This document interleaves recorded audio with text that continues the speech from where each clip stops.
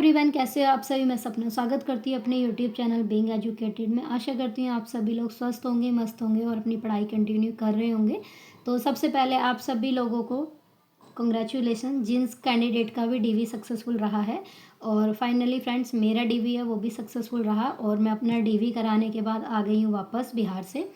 और मैं आप लोगों के साथ अपना जो डीवी का एक्सपीरियंस था, किस तरह से डीवी हुआ, वो सारी चीज़ें शेयर करूँगी।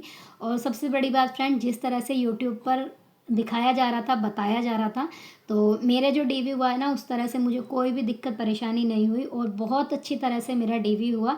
कोई दिक्कत भी नहीं हुई। बस हाँ, ये था थोड़ा सा मेरे को डर लगा और मैं बहुत ज़्यादा डर गई थी अपना डीवी कराने के टाइम पर, क्योंकि मुझसे पहले जो टीचर थे ना, तो वो ऑलरेडी टीचर थे, आई थिंक 9th-10th में थे।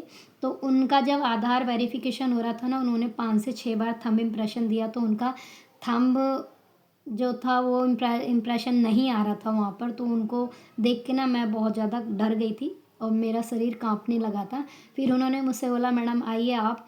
और जैसे ही मैं वहाँ पर बोला बैठिए, बैठकर और यहाँ पर देखिए, मेरे को इतना पसीना आया और मैं ऐसे कांपने लगी थी। तो उन्होंने मेरे से फिर बोला, मैम रिलैक्स हो जाइए, डरिए मत, कुछ नहीं होगा। अगर आपने आपने एग्ज़ाम दिया है और आप ही का डॉक्यूमेंट है, तो फिर क्या है के लिए आप इतना डर रहे हो। तो फिर मैंने बोला, सर इनको देख के मेरे को थोड़ा सा डर लगा। तो उन्होंने मुझे 5 मिनट का टाइम दिया कि आप रिलैक्स हो जाइए, फिर आप आइए। फिर मैंने कराया तो मेरा थंब इम्प्रेशन फर्स्ट बार में हो गया।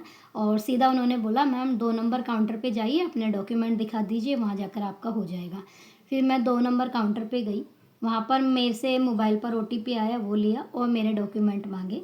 तो मैं आपको बता दूं, मैंने जो डॉक्यूमेंट में वाटर मार्क वाले थे वो दिया और साथ ही साथ जीरोक्स दी थी। उसके साथ में फ़ाइल में मैंने वो सारी चीज़ें फ़ोटो लगा कर दे दिया। फिर उन्होंने मेरे ओरिजिनल से सारा मैच किया वहाँ पर। और उसके मेरे को आधे घंटे बाद ही मेरा जो लेटर था डीवी सक्सेसफुल का, वो मेरे को दे दिया गया था, सिर्फ आधे घंटे बाद ही।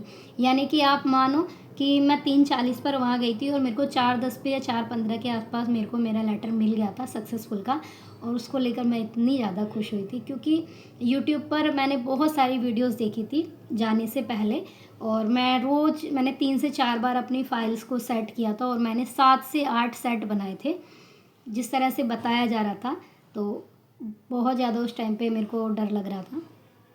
और मैंने 2-3 वीडियो ऐसी देखी थी जिसमें ये बोला जा रहा था कि अदर स्टेट की जो कैंडिडेट है, फीमेल कैंडिडेट, उनके साथ बहुत ज़्यादा भेदभाव किया जा रहा है। तो उसको लेकर मैं बहुत ज़्यादा डर गई थी वहाँ पर। लेकिन जब मैं अपना डीवी कराने गई तो वहाँ पर ऐसा कुछ भी नहीं था। इतना अच्छा और इतना शांत माहौल था वहाँ पर, ऐसा कुछ भी नहीं था। ये सिर्फ एक फालतू की अफवाह फैलाई जा रही थी कि अदर स्टेट वालों के साथ भेदभाव किया जा रहा था। उनको तो ये नहीं पता ना कि हम लोग अदर स्टेट के यहाँ कैसे हैं, तो कैसे कर सकते हैं। लेकिन हाँ, मेरा डीवी बहुत अच्छे से सक्सेसफुल रहा और सभी को कॉन्ग्रेचुलेशन।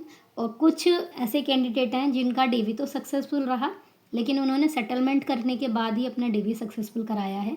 तो आप उस चीज़ के लिए अच्छी बात है, आपका डीवी सक्सेसफुल रहा। लेकिन जो आगे डीवी होगा शिक्षा विभाग की तरफ से, तो उसके लिए भी आपको तैयार रहना है। अगर आपके डॉक्यूमेंट में कुछ भी एरर है तो उसे ठीक करा लीजिए।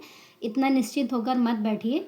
और बस उम्मीद करूँगी कि सबका जल्द से जल्द डीवी हो जाए और सबकी रिकाउंसलिंग हो जाए दोबारा से। तो आप लोगों को एक चीज़ बता दूँ, सिर्फ हम अपने बारे में सोच रहे हैं। हम लोगों को अपने रिज़ल्ट का बहुत बेसब्री से इंतज़ार था। हमारा रिज़ल्ट भी आ गया, हमारा डीवी भी हो गया, हमारी मोस्टली सारी चीज़ें हो गई।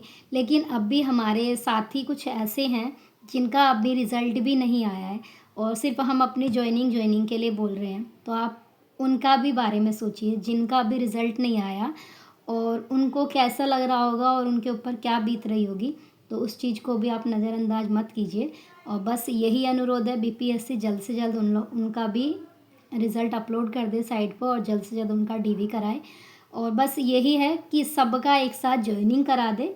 जब भी कराए, जल्द से जल्द, जितना हो सके जल्द से जल्द करा ले डीवी और सबकी जॉइनिंग एक साथ ही कराए, यही उम्मीद है। और फ्रेंड्स, मेरा डीवी हो गया और मैं सिर्फ, अब ऐसा नहीं है कि मैं अब खाली बैठूंगी या अब मैं आगे कुछ नहीं करूंगी। तो आपको पता है कि मैंने एचटेट का फॉर्म फिलअप किया था और अभी क्या ही किस्मत है नहीं बता सकती। एचटेट का एग्ज़ाम होना था 9 से 10 दिसंबर को, वो भी नहीं हुआ, वहाँ पर कैंसिल हो गया। फिर होना था 7 से 8 फरवरी, 8 से 9 फरवरी को, तो वो भी नहीं हो रहा। और अब ये बोला जा रहा है कि ना फ़ेब में एग्ज़ाम होगा, ना मार्च में एग्ज़ाम होगा। तो जो एग्ज़ाम की जो डेट बताई जा रही है अभी, तो वो बताई जा रही है अप्रैल में। तो मुझे उसकी तैयारी करनी है।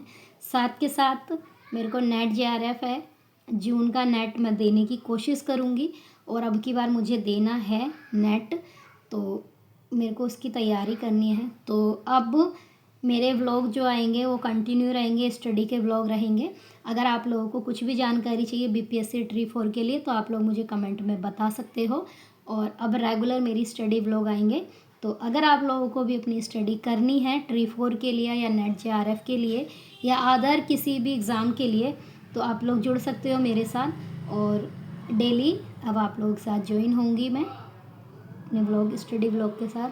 तो फ्रेंड्स, मिलते हैं आप सभी लोगों को नेक्स्ट वीडियो में। उम्मीद करूँगी कि आप लोग समझ गए हैं, जिनका भी डीवी हुआ है निश्चिंत होकर मत बैठिए।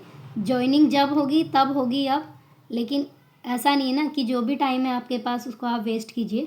बहुत इन्जॉय कर लिया हम लोगों ने, बहुत ज़्यादा इन्जॉय कर लिया। और बस अब यही है कि आगे की एग्ज़ाम के बारे में भी सोचना है। और अभी आने वाले टाइम में यूपी में भी एग्ज़ाम है, उसकी डेट भी शायद दे दी गई है। तो अपनी तैयारी कंटिन्यू रखिए क्योंकि बहुत टाइम हो गया है।